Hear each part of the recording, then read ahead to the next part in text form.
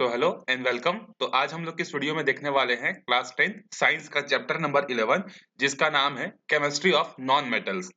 तो इसके पहले वाला जो वीडियो था, जैसा कि पीरियोडिक टेबल वाला टेबल था, मेटल एंड मेटलर्जी वाला चैप्टर था। तो देखो, जो पीरियोडिक वाला था उसमें हमने क्या पढ़ा था कि मैं जो हमारे पास जो एलिमेंट्स होते हैं वो मेटल होते हैं, नॉन मेटल होते हैं और मेटलॉइड होते हैं करके। ये सारी चीजें हमने वहां पर देखी थी।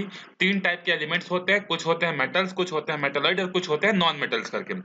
अब उसके बारे में उसके बाद वाला जो चैप्टर था मेटल एंड मेटलर्जी, उसमें हमने पूरा का पूरा मेटल्स के बारे में पढ़ लिया। अब ये चैप्टर नंबर 11 है, इसमें हम लोग प्योरली पढ़ेंगे नॉन मेटल्स के बारे में। तो देखो, एक एक पूरा सीक्वेंस के हिसाब से जो बना हुआ है। पहले पीरियोडिक टेबल में आपने क्लासिफिकेशन देखा, फिर उस क्लासिफिकेशन का एक पार्ट आपने चैप्टर 9 में पढ़ा, सेकंड पार्ट आप यहाँ पढ़ने वाले हो। तो स्टार्ट करते हैं हम लोग अपना ये। तो देखो, in the chapter on periodic table and the metals and metallurgy we read the most of the elements are metals. हमने पढ़ा है पीरियोडिक टेबल वाले चैप्टर में और मेटल एंड मेटलर्जी वाले चैप्टर में कि वहां पर जो मैक्सिमम जो एलिमेंट्स जो होते हैं वो क्या होते हैं, मेटल्स होते हैं। If non-metals are so few in under number, why do we give them so much importance? लेकिन जो नॉन मेटल्स होते हैं उनका जो नंबर्स होता है बहुत कम होता है, लेकिन फिर भी उसको हम लोग क्या करते हैं, बहुत ज्यादा इंपॉर्टेंस देते हैं। तो ऐसा क्यों होता है, अभी हम लोग देखेंगे। To understand this, let us think about the following question. अब इन चीजों को समझने के लिए वो बोल रहा है कि आप एक क्वेश्चन का जो है, इन क्वेश्चंस के बारे में जो है आप थोड़ा सा सोचो कि क्यों हमारे लिए नॉन मेटल्स कम अमाउंट में होने के बावजूद भी क्या होते हैं, काफी ज्यादा इंपॉर्टेंट होते हैं। देखो, एक क्वेश्चन है, water is made up of two element, are this element metals और नॉन मेटल्स। जो वाटर जो होता है, जिसका फॉर्मूला होता है H2O, ये जो एक एलिमेंट है, क्या ये एलिमेंट जो होता है, वाटर का जो ये मॉलिक्यूल है या वाटर का जो एक मोल है, ये दो चीजों से मिलकर बना है, हाइड्रोजन और ऑक्सीजन। तो ये आपको बोल रहा है कि ये जो हाइड्रोजन और ऑक्सीजन से मिलकर जो वाटर बनता है, तो क्या हाइड्रोजन और ऑक्सीजन मेटल्स हैं या नॉन मेटल्स हैं? क्या है? तो आंसर है नॉन मेटल्स हैं, क्योंकि ये गैसेस फॉर्म में होते हैं। Is the gas which is essential to maintain life on the earth a metal or non-metal? अगर आपको अर्थ में सरवाइव करना है, तो अर्थ में सरवाइव करने के लिए जो है आपको क्या करना पड़ेगा, एक लाइफ सपोर्टिव एक चीज की जरूरत पड़ेगी, जिसको हम लोग क्या बोलते हैं, ऑक्सीजन। तो ये जो ऑक्सीजन जो होता है, क्या ये मेटल होता है कि नॉन मेटल होता है? यही चीज अभी हम लोग पूछ रहा है। तो याद रखना कि ये जो आपको अर्थ में सरवाइव करने के लिए जिस चीज की जरूरत पड़ती है वो होता है हमारा ऑक्सीजन, और ऑक्सीजन एक क्या है, नॉन मेटल है। In this chapter, we learn which elements are non-metal and the criteria for placing them in this category. अब हम लोग इस चैप्टर में पढ़ेंगे नॉन मेटल्स क्या होता है, क्या क्या ऐसे क्राइटेरिया हैं जिसके बेसिस पर हम लोग किसी एलिमेंट्स को जो है नॉन मेटल है करके डिस्क्राइब करेंगे। We will also study in detail three non-metals, hydrogen, oxygen, nitrogen. और हम लोग इस चैप्टर में क्या करेंगे, तीन बहुत ही ज्यादा इंपॉर्टेंट, हाइड्रोजन सबसे पहला जो पीरियोडिक टेबल में आता है, ऑक्सीजन लाइफ सपोर्टिव, और नाइट्रोजन जो ग्रोथ के लिए इंपॉर्टेंट होता है, प्लांट्स एनिमल्स के लिए, प्लांट्स के लिए स्पेशली, उनके बारे में जो है हम लोग यहाँ पर पढ़ेंगे। Which are important for sustaining life on on the earth. Earth पर सब रहने के लिए इन तीनों की जरूरत जो है पड़ती है। अब देखते हैं कि फिजिकल प्रॉपर्टीज क्या होती है नॉन मेटल्स की।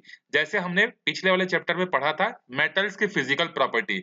मेटल्स की फिजिकल प्रॉपर्टी क्या होती है, लस्टरस होते हैं, डक्टिलिटी होती है, सोरोनस होता है, मेलिएबिलिटी होती है। ये सब प्रॉपर्टीज किसकी थी, फिजिकल प्रॉपर्टीज ऑफ मेटल थी। तो जिस तरीके से वहां पर हमने फिजिकल प्रॉपर्टीज ऑफ मेटल पढ़ा था, उसी तरीके से हम लोग यहाँ भी physical properties of non metal के बारे में जो डिस्कशन जो है करेंगे। सो देखो, you are familiar with some non metals like hydrogen, oxygen, nitrogen. आपने क्लास 10 तक की जर्नी में आज तक तो इन तीनों के बारे में डेफिनेटली सुना ही होगा, हाइड्रोजन, ऑक्सीजन और नाइट्रोजन के बारे में। Can you tell how you determine that these elements are non metal and not metals? आप कैसे डिसाइड करोगे या कैसे पता लगाओगे कि ये जो हाइड्रोजन है, ऑक्सीजन है, नाइट्रोजन है, ये क्या है, मेटल्स हैं कि नॉन मेटल्स हैं? We know that metals have certain defining characteristics। जैसे कि जो metals होते हैं, metals की कुछ क्या होती है, defining characteristics होती है। For example, under normal temperature and pressure, most metals are solid। Normal temperature और नॉर्मल प्रेशर पर क्या होता है, नॉर्मल टेम्परेचर और प्रेशर पे जो मेटल्स होते हैं जनरली वो क्या होते हैं, सॉलिड होते हैं। If an element is gas at room temperature and pressure, then we can say easily that at normal temperature and pressure, then we can easily say that it is not a metal and it's a non metal.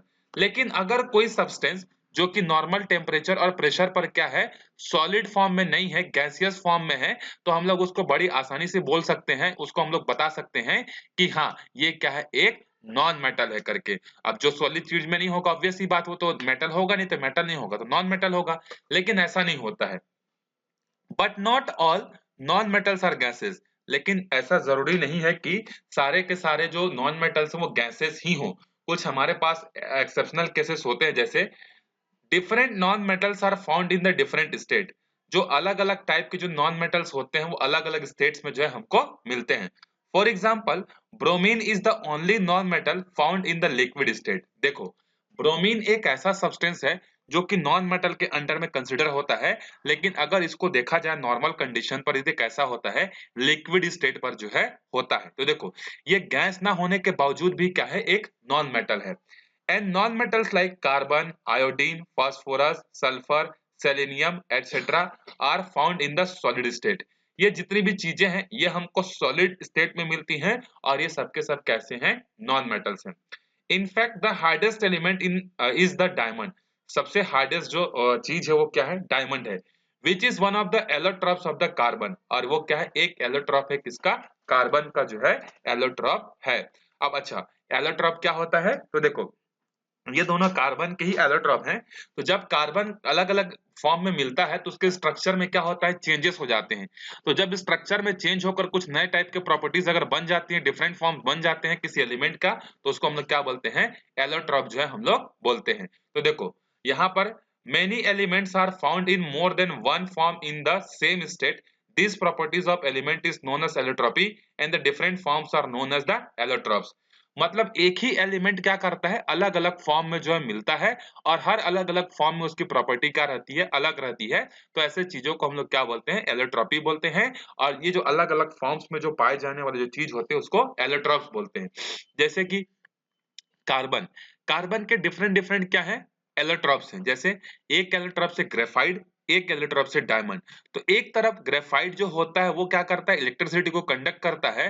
दूसरी तरफ diamond जो है उसी carbon का बना हुआ है, लेकिन इलेक्ट्रिसिटी कंडक्ट नहीं करता।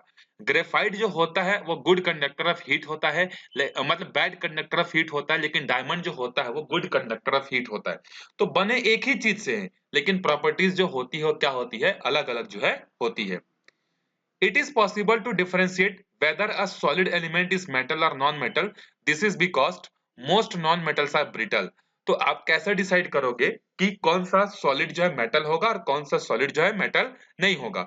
तो एक उसका क्राइटेरिया है ब्रिटलनेस। ब्रिटल मतलब क्या होता है, जब आप किसी सॉलिड चीज को अगर हैमरिंग कर रहे हो, और हैमरिंग करने से वो क्या हो रहा है, अगर छोटे छोटे पीसेस में अगर टूट जा रहा है, तो उसको हम लोग क्या बोलते हैं, उसको हम लोग क्या बोलते हैं, अगर छोटे छोटे पीसेस में अगर टूट जाता है तो उसको हम लोग बोलेंगे ब्रिटल। और ब्रिटल जो जो भी ब्रिटल की प्रॉपर्टी रखता है वो नॉन मेटल ही होता है।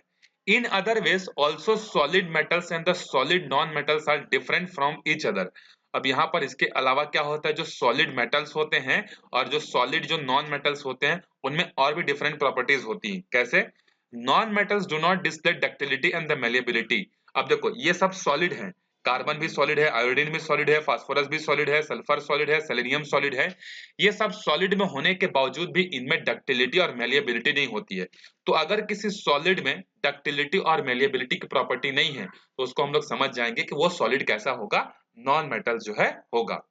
Not do they produce a metallic sound. और मेटेलिक साउंड मतलब सोरोनस की प्रॉपर्टी इनके पास नहीं होती है। तो जब आप इसको हीट करोगे तो मेटल जैसा साउंड जो है नहीं आएगा। Further, apart from graphite, which is an allotrope of carbon, all other non-metals are poor electrical conductors or insulators। देखो, जितने भी नॉन मेटल्स होते हैं बेसिकली सबके सब क्या होते हैं, पुअर कंडक्टर होते हैं या इंसुलेटर होते हैं। एक चीज को छोड़कर, वो कौन सा है, ग्रेफाइट। ग्रेफाइट नॉन मेटल्स में आता है, लेकिन फिर भी इलेक्ट्रिसिटी जो है कंडक्ट करने की प्रॉपर्टी ये रखता है। Similarly, except diamond, all other non metals are poor thermal conductor. जितने भी नॉन मेटल्स होते हैं वो सबके सब हीट के क्या होते हैं, पुअर कंडक्टर होते हैं, मतलब उनमें हीट आसानी से फ्लो नहीं हो पाती। लेकिन डायमंड एक ऐसा चीज है जो कि नॉन मेटल होने के बावजूद भी थर्मल प्रॉपर्टीज की क्या होती है, काफी ज्यादा जो है अच्छी जो है होती है। आगे देखते हैं, देखो क्वेश्चन दिया है यहाँ पर, the physical properties of 4 different elements are shown in given table, can you tell which of the elements are metal and which are non metals. तो देखो, अभी मैंने ऊपर कुछ देर पहले आपको बताया कि कोई चीज अगर सॉलिड है तब भी हम लोग इजिली डिफरेंशिएट कर सकते हैं, कोई अगर मतलब दूसरे फॉर्म में तब भी हम लोग इजिली क्या कर सकते हैं, डिफरेंशिएट कर सकते हैं कि कौन सा मेटल होगा कौन सा नॉन मेटल होगा। तो देखो यहाँ पर 4 एलिमेंट है हमारे पास, ए बी सी और डी, और उनका स्टेट, डक्टिलिटी और कंडक्टिविटी जो है दी है। तो यहाँ पर हमको बताना है कि इसमें से कौन सा मेटल होगा और कौन सा नॉन मेटल होगा। तो पहला वाला जो एलिमेंट है ए, देखो इसका जो फिजिकल स्टेट है ये है सॉलिड। तो इससे ये डिसाइड नहीं हो जाता कि सॉलिड है इसका मतलब वो डेफिनेटली मेटल्स ही होगा।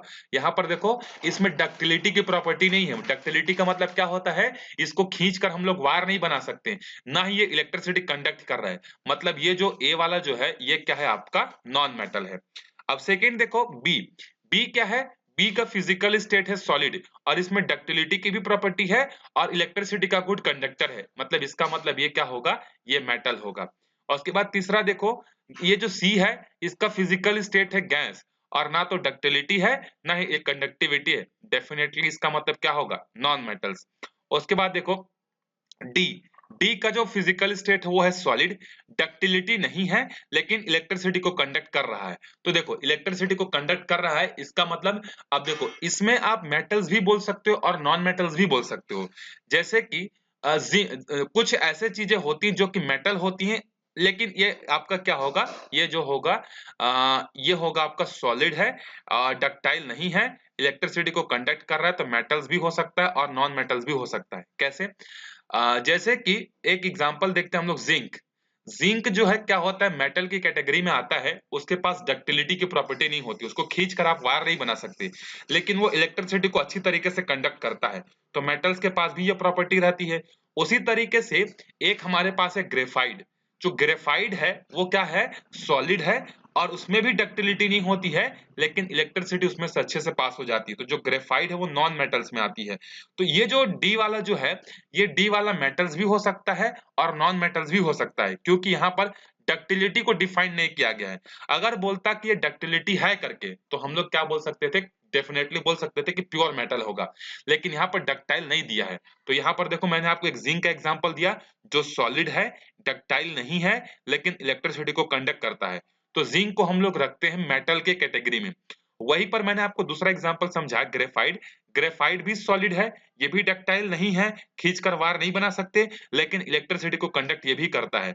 तो ये मेटल है और ये नॉन मेटल है, इसीलिए हम लोग डी को क्या बोल सकते हैं, मेटल भी बोल सकते हैं और नॉन मेटल्स भी बोल सकते हैं। सेकेंड क्वेश्चन है देखो B, the criteria for deciding whether the element D is metal और नॉन मेटल। यही चीज इसने यहाँ पर सेकंड क्वेश्चन में पूछ दिया, क्योंकि जो डी एलिमेंट वो मेटल भी हो सकता है नॉन मेटल भी हो सकता है। तो वो बोल रहा है कि वो जो डी एलिमेंट के बारे में जिसने दिया है वो मेटल कब होगा और नॉन मेटल कब होगा। तो डी जो है वो मेटल कब होगा, जब इस नो के जगह आएगा यस, तो अगर ये डक्टिलिटी प्रॉपर्टी शो करेगा तो डी जो है क्या हो जाएगा, मेटल हो जाएगा। और अगर दोनों के दोनों नो हो जाते हैं, ये भी नो ये भी नो, इसका मतलब वो नॉन मेटल्स होगा। चलो सेकंड क्वेश्चन देखते हैं, विच of the following exhibit allotropy. इसमें से किसका किसका जो है एलोट्रॉपी प्रॉपर्टी जो है एग्जिस्ट करता है। तो एक तो है आपका कार्बन का करता है, कार्बन के बहुत सारे एलोट्रॉप्स होते हैं, सल्फर के भी एलोट्रॉप्स होते हैं, और इसके बाद तो और मेरे ख्याल से नहीं होते किसी के। तो आई थिंक ये दोनों ही हैं जिसके एलोट्रॉप्स जो है हमको मिलते हैं। और बस हाँ, चलो आगे देखते हैं, where do non metals lie in the periodic table. अब हम लोग देखते हैं कि ये जो नॉन मेटल्स हैं ये पीरियोडिक टेबल में हमको दिखते कहाँ हैं। तो यहाँ पर देखो, can you tell whether an element is a metal और non metal by looking at its position in the periodic table. आपसे क्वेश्चन पूछ रहा है कि क्या आप एक बार में पीरियोडिक टेबल को देखकर ये बता सकते हो, उसके पोजीशन को देखकर आप ये बता सकते हो कि वो मेटल होगा कि नॉन मेटल होगा। तो डेफिनेटली आप बता सकते हो कि, मतलब कंफर्म तो नहीं बता सकते, जैसे कुछ एलिमेंट्स जैसे ग्रुप नंबर 17 है, ग्रुप नंबर 18 है, इसके बारे में आप प्योरली बता सकते हो कि हाँ ग्रुप नंबर 17 में जितने भी एलिमेंट्स आ रहे हैं वो सबके सब नॉन मेटल्स होंगे, ग्रुप नंबर 18 में भी जो आ रहे हैं वो भी क्या होंगे, नॉन मेटल्स होंगे। लेकिन ग्रुप नंबर 15 16 ये दो ऐसे हैं जिसमें आप डिसाइड नहीं कर पाओगे कि ये नॉन मेटल्स है कि मेटल्स है। आगे देखते जाओ, we know that as we move from left to right a period, there is a decrease in metallic character. आपको पता है जब हम लोग किसी पीरियड में लेफ्ट टू क्या करते हैं, राइट जाते हैं, तो लेफ्ट टू राइट जाने से क्या होता है, उसकी मेटेलिक प्रॉपर्टी जो है कम होने लगती है। That is as the group number increases metallic decreases और इसी कारण से जैसे जैसे ग्रुप नंबर बढ़ते जाता है, जैसे ग्रुप नंबर 13, 14, 15, 16, 17, 18, तो इसके कारण से मेटल की प्रॉपर्टी क्या होने लगती है, कम होने लगती है।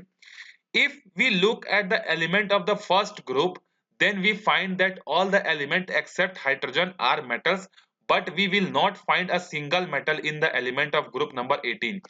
जब आप सबसे पहले वाले पीरियड को देखोगे, पीरियड मतलब हॉरिजॉन्टल वाला, तो उसमें हाइड्रोजन को छोड़कर जितनी भी चीजें हैं वो ऑलमोस्ट सबके सब क्या है, वो सबके सब जो है आपके मेटल्स हैं। उसी तरीके से ग्रुप नंबर 18 को जब आप देखोगे तो group number sorry first group की बात हुई, पीरियड बोल दिया, यहाँ पर फर्स्ट ग्रुप की बात हुई ना, जहां पर हाइड्रोजन है, देखो फर्स्ट ग्रुप को छोड़कर जहां पर फर्स्ट ग्रुप आता है ना पीरियोडिक टेबल में, तो फर्स्ट ग्रुप को में जो हाइड्रोजन है उसको छोड़कर बाकी उसके नीचे जो सोडियम है, उसके नीचे पोटेशियम है, उसके नीचे जो सीजियम जो भी है, मतलब हाइड्रोजन के नीचे जो भी है सोडियम पोटेशियम जो भी है, वो सबके सब क्या होते हैं, मेटल्स ही होते हैं हाइड्रोजन को छोड़कर। अब आगे देखो इसी में बोल रहा है, लेकिन अगर आप ग्रुप नंबर 18 पर आ जाओगे तो ग्रुप नंबर 18 एक ऐसा जहां पर आपको एक भी सिंगल एलिमेंट ऐसा नहीं मिलेगा जो कि मेटेलिक प्रॉपर्टी रखता हो। If we look at the element in a particular group, then there is an increase in metallic characteristics as we go down in the group. अब अगर आप किसी एक पर्टिकुलर ग्रुप को देखोगे और अगर आप किसी ग्रुप में ऊपर से नीचे जाते जाओगे तो आप एक चीज फीलिंग करोगे, एक चीज फील करोगे, क्या चीज, कि मेटालिक प्रॉपर्टी क्या हो रही है, इंक्रीज हो रही है। For example, if we take group number 15, then the first two element, group number 15 यहां देखो दिख रहा है पिक्चर में, ये 15, ग्रुप नंबर 15 के जो फर्स्ट दो एलिमेंट है नाइट्रोजन और फास्फोरस, ये नाइट्रोजन और ये फास्फोरस, ये दोनों कैसे हैं, ये दोनों नॉन मेटल्स हैं। The fourth and the fifth element arsenic antimony respectively of group number 15 show some metallic characteristics but not completely metal. लेकिन इसके बाद जब आप इसकी जस्ट नीचे जाओगे तो आपको मिलेगा एंटीमनी और उसके अलावा जो है आर्सेनिक, ये जो ग्रुप ये जो एलिमेंट्स हैं, ये एलिमेंट्स क्या करते हैं, कुछ कुछ मेटेलिक प्रॉपर्टी शो करते हैं लेकिन प्योरली मेटेलिक प्रॉपर्टी शो नहीं करते। उसी में अगर आप ग्रुप नंबर 15 के सबसे लास्ट वाले एलिमेंट को देखोगे बिस्मथ, तो बिस्मथ में क्या होता है, यहाँ पर जो है मेटेलिक प्रॉपर्टी जो है प्योरली होती है। तो देखो पहले ये दोनों नॉन मेटल्स, फिर कुछ मेटल की प्रॉपर्टीज आई, अब 100% मेटेलिक प्रॉपर्टी इसके पास आ गई। There are some properties that are exhibited only by metals, while there are other properties that are shown only by non-metals. कुछ ऐसे एलिमेंट्स होते हैं जो कि प्योरली मेटल होते हैं, कुछ ऐसे एलिमेंट्स होते हैं जो कि प्योरली नॉन मेटल्स होते हैं। However, we also find some element that show some properties of metal and the other of non-metals, that is their properties lie somewhere in the middle. लेकिन हम लोग कुछ ऐसे भी एलिमेंट्स के बारे में जानते हैं जो कि ना तो प्योरली मेटल होते हैं ना ही प्योरली नॉन मेटल्स होते हैं, ये बीट्स वाले होते हैं जिनको हम लोग क्या बोलते हैं, मेटालॉइड्स जो है बोलते हैं। In the periodic table these element are located between metals and non metals, और ये जितने भी ऐसे एलिमेंट्स हैं जो कि मेटल की भी प्रॉपर्टी रखते हैं नॉन मेटल की भी प्रॉपर्टी रखते हैं, इसको पीरियोडिक टेबल में हम लोग बीच में जो है रखते हैं। That is why we don't see a sudden change in metallic group as we move from one group to the next. इसीलिए जब हम लोग एक ग्रुप से दूसरे ग्रुप में जाते हैं तो सडनली आपको मेटेलिक प्रॉपर्टी में चेंज जो है देखने को नहीं मिलेगा। The change is step wise, इसमें जो चेंजेस होते हैं वो कैसे होते हैं, स्टेप वाइज होते हैं। This behavior is seen in the elements situated along the zigzag diagonal line in the periodic table. ये देखो ये जो zigzag है, ये जो यहाँ पर zigzag बना हुआ है ना, ये इधर के जितने भी हैं ये सबके सब क्या हैं, नॉन मेटल्स हैं। The elements are counted among the metals but they are called the metalloids, और जो मेटल की भी प्रॉपर्टी रखते हैं मेटालॉइड्स की भी प्रॉपर्टी रखते हैं, ये देखो zigzag वाले, ये सब के सब किसमें काउंट होते हैं, मेटालॉइड्स में जो है काउंट होते हैं। मेटालॉइड्स इंक्लूड बोरोन आता है इसमें, देखो यहाँ पर बोरोन आपको इधर दिया नहीं है, ये देखो बोरोन आपको दिख रहा है, इसके अलावा सिलिकॉन दिख रहा है, जर्मेनियम दिख रहा है, आर्सेनिक दिख रहा है, एंटीमनी दिख रहा है, टेलुरियम दिख रहा है, ये सब क्या है, मेटालॉइड्स हैं। Just like metal the metalloids are also found in solids, जो मेटालॉइड्स होते हैं वो मेटल की तरह सॉलिड फॉर्म में होते हैं। Boron and silicon are poor conductor of electricity but addition of impurities lead to electrical conductivity. जो बोरॉन है और जो सिलिकॉन है ये स्टार्टिंग में क्या करते हैं, इलेक्ट्रिसिटी को अच्छे तरीके से कंडक्ट नहीं करते हैं, लेकिन जैसे इसमें कुछ इंप्योरिटीज वगैरह मिला देंगे तो इंप्योरिटीज के मिला देने से क्या हो जाता है, बाद में इनमें इलेक्ट्रिसिटी की प्रॉपर्टी आ जाती है। all elements that do not belonging to metal and metalloids group are called non metals। तो अब फाइनली हमारे पास क्या है, ऐसे एलिमेंट्स जो कि ना तो मेटल है ना ही मेटालॉइड है, वो सब के सब क्या है, वो सब के सब जो है नॉन मेटल्स हैं। अब आगे देखो, non metals include one member carbon group 14, two members nitrogen phosphorus of group 15, three elements of three members oxygen sulphur selenium of group number 16। Group number 17 is known as halogen group and the five of its elements fluorine, chlorine, iodine, bromine, arsenic are the non-metals। तो देखो, group number 14 में एक, group number 15 में दो, group number 16 में तीन, group number 17 में पांचों के पांच क्या हैं, सब नॉन मेटल्स हैं। Since halogen require only one electron to complete their octet, therefore they are very very reactive। अब देखो, जो ग्रुप नंबर 17 में जो भी एलिमेंट है, चाहे क्लोरीन हो, फ्लोरीन हो, आयोडीन हो, आप सबका देखो, उसका जो लास्ट वाला सेल होगा, जैसे क्लोरीन है, क्लोरीन का एटॉमिक नंबर होता है 17, तो इसका इलेक्ट्रॉनिक कॉन्फ़िगरेशन कैसे होगा, तो पहले सेल में 2 आएगा, दूसरे सेल में 8 आएगा, तीसरे सेल में 7 आएगा। उसी तरीके से इसके नीचे के जितने भी देखोगे सबका इलेक्ट्रॉनिक कॉन्फ़िगरेशन करोगे, तो जो लास्ट वाला सेल जो होगा उसमें हमेशा 7 इलेक्ट्रॉन ही बचेंगे। इसीलिए ये क्या होते हैं, मोस्टली जो है बहुत ज्यादा रिएक्टिव होते हैं। They are not found in free state. अब ये रिएक्टिव है, किसी न किसी के साथ रिएक्शन करते ही रहते हैं, तो फ्री फॉर्म में तो मिलने के चांसेस है ही नहीं। And were organised only near the end of the 18th century, और ये 18th सेंचुरी के आसपास हमको मिले थे। Group number 18 consisting of noble gases in a big group of non metals. It includes the colourless gases helium, neon, krypton, argon, xenon, radon। Since the outermost shell of the noble gas had 8 electron, therefore they do not normally take a part in the chemical reaction।